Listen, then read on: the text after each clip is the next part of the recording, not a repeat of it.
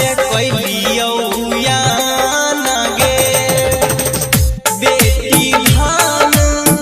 होई छै पराया बेटी धान होई छै पराया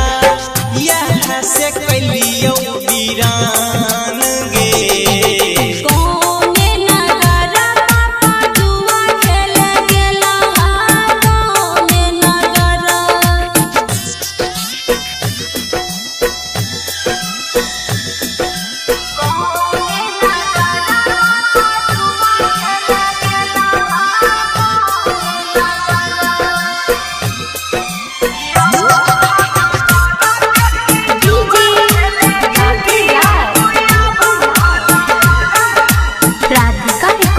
स्टूडियो सहरसा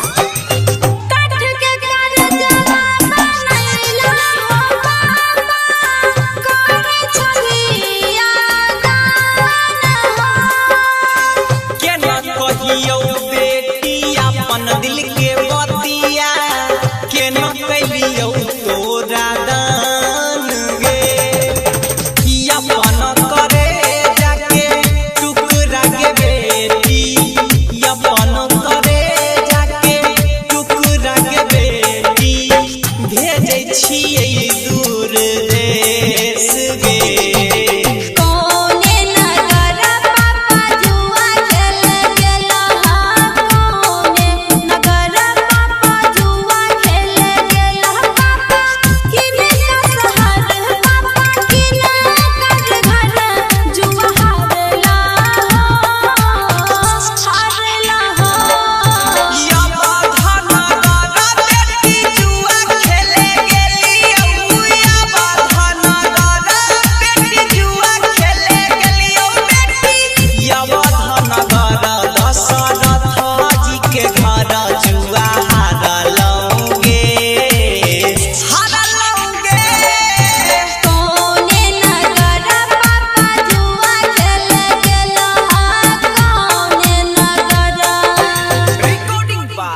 सुजीत सहरसा।